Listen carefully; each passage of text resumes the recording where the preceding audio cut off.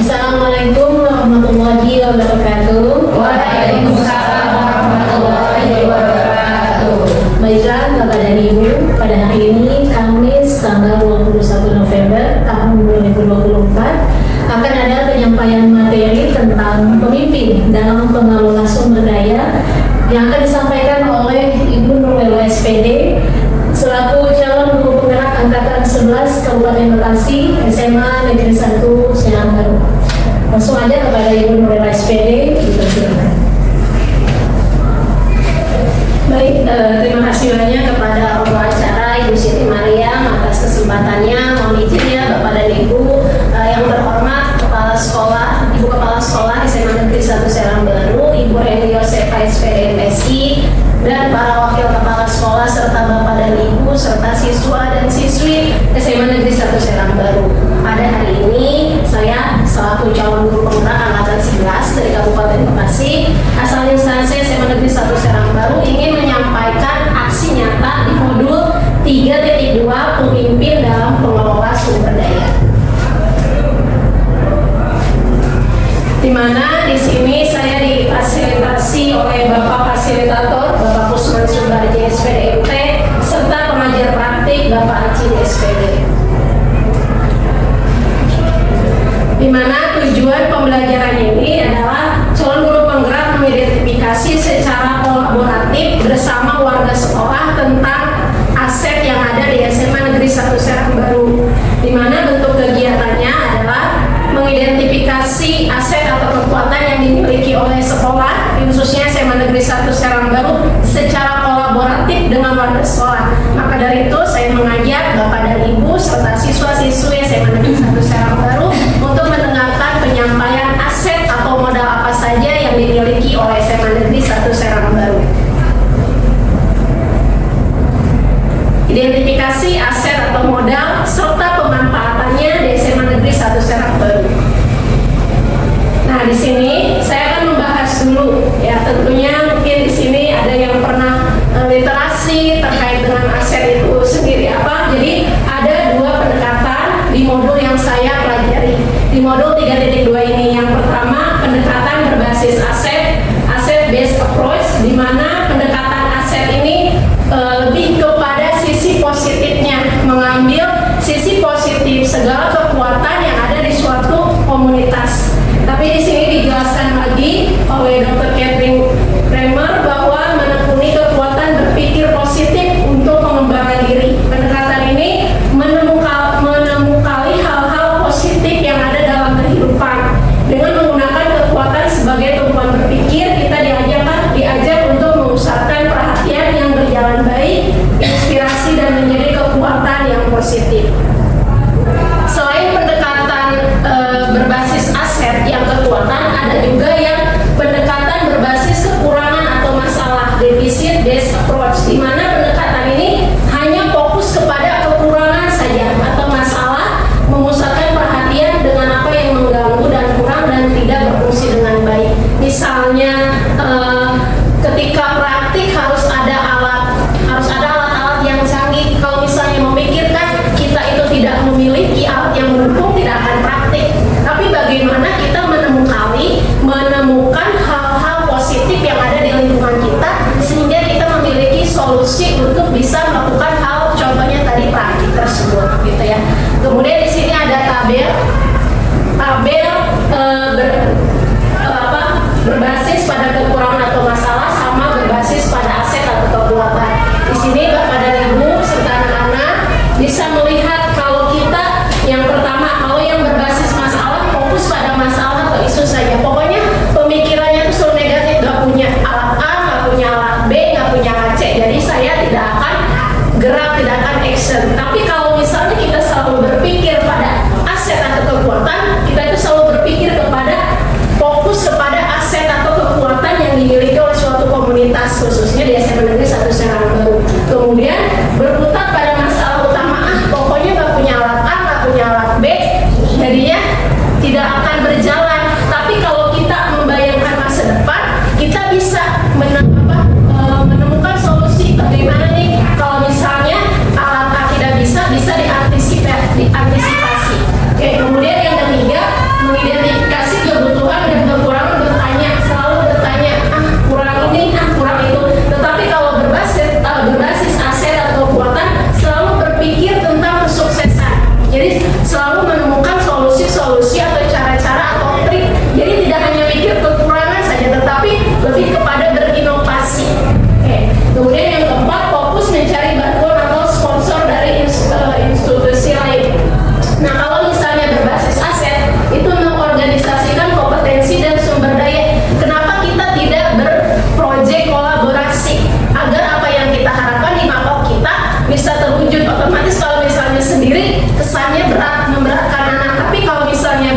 kolaborasi ada 5 sampai 6, saya rasa itu cukup ringan karena kita fokus kepada apa yang kita miliki, bukan hanya mikirnya kurang A, kurang B, udah nggak gerak ke action. Kemudian merancang program atau proyek untuk menyelesaikan masalah. Kemudian tadi mengatur kelompok yang dapat melaksanakan proyek, sedangkan di sini mikirnya masih ngawang-ngawang. Tapi kalau misalnya berbasis aset atau kekuatan, melaksanakan rencana aksi yang sudah diprogramkan. Oke, selanjutnya.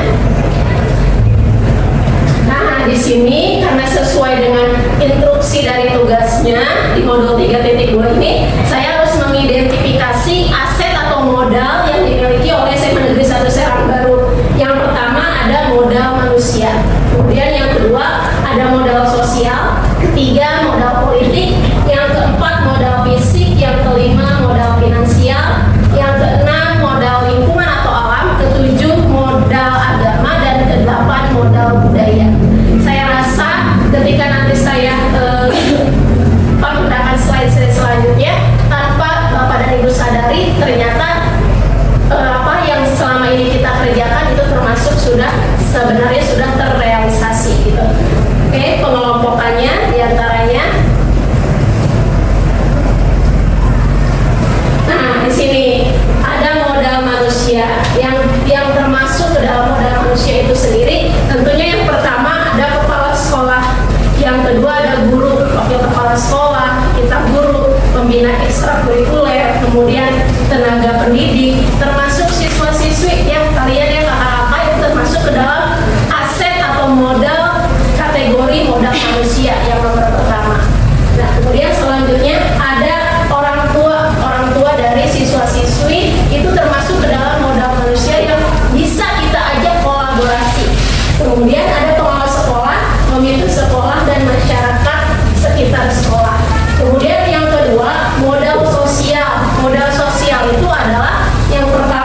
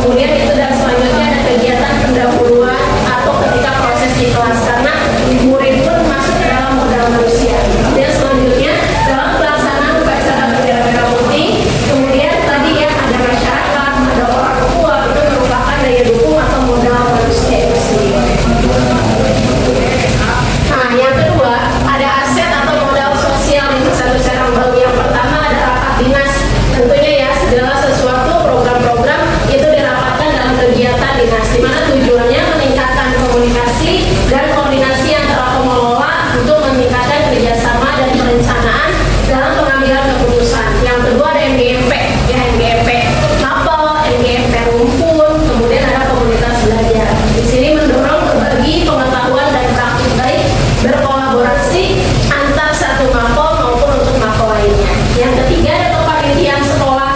Nah di sini dalam suatu kegiatan ada kepanitiaan guru, kemudian ada juga kepanitiaan dari siswa-siswi. Berperan dalam memfasilitasi kolaborasi dan partisipasi aktif dari berbagai pihak. Kemudian ada MKKS, musyawarah kinerja kepala sekolah, ini khusus untuk ibu kepala sekolah. Yang kelima ada PGRI, wadah untuk advokasi dan dukungan bagi guru dan memperkuat solidaritas profesi. Nah di sini contoh aset atau modal sosial di SMA 1 Serang Baru, ada rapat dinas, ada kegiatan MGMP, kemudian ada suatu kegiatan IHT penghibasan terkait dengan kurikulum merdeka. Ini hanya contoh dokumentasinya saja. Nah, kemudian yang ketiga ada aset atau modal politik di SMA 1 Serang Baru. Nah SMA 1 Serang Baru ini kerjasama sama pihak apa saja?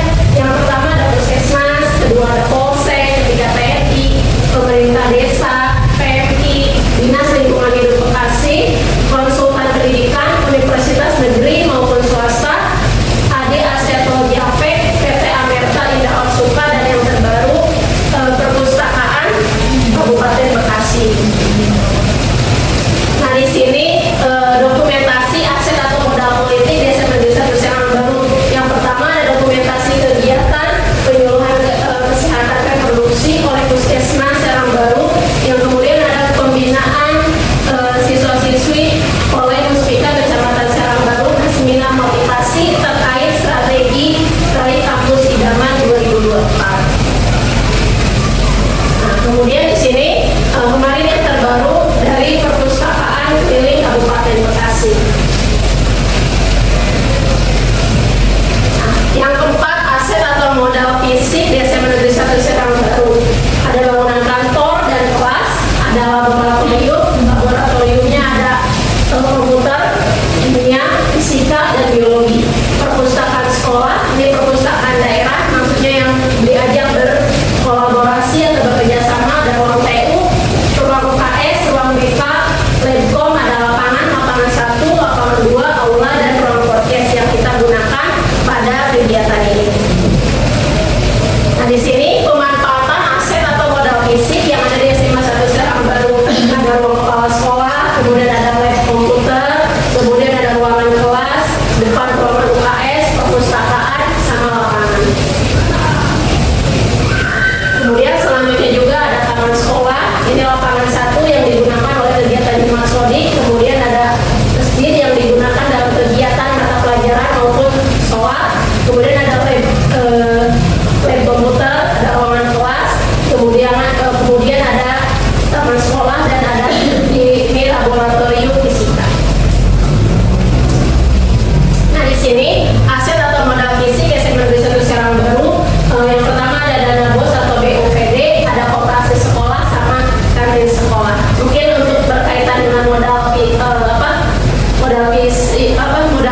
finansial ya, dengan modal finansial, mungkin saya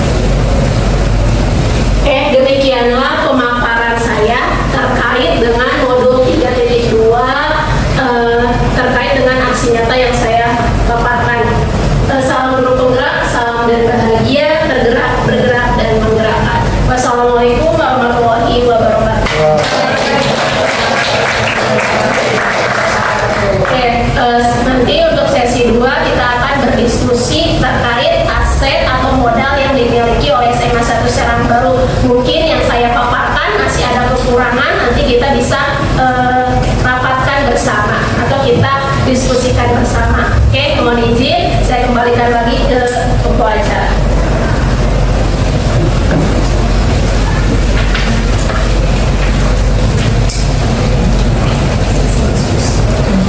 Baiklah Bapak dan Ibu, terima kasih saya berikan kepada Ibu Eva yang telah menyampaikan materinya terkait pemimpin dalam pengelolaan sumber daya. Selanjutnya kita lanjut ke diskusi refleksi mungkin Ibu ya. Nah, kali ada perwakilan dari Ibu atau siswa, boleh? Ya, silakan di sini ada. Iya. Kemudian baik. Baik, ya. Terima kasih atas waktu yang disediakan. Mohon izin Bapak Ibu semuanya menyampaikan refleksi terkait dengan pemaparan materi yang sudah disampaikan oleh Ibu Nugra SPP. Dari pemaparan materi beliau, Ibu saya sendiri baru tahu, mungkin sebenarnya udah tahu lama, cuma istilahnya baru kita ketahui Bapak Ibu ya setelah mengikuti pemaparan dari beliau, bahwasanya ternyata sekolah kita mempunyai beberapa sumber daya seperti itu. Ada tujuh sumber daya yang tadi saya catat. Tentunya yang pertama itu adalah ada modal manusia, kemudian ada modal sosial, modal politik, kemudian modal fisik, modal finansial, modal lingkungan atau alam,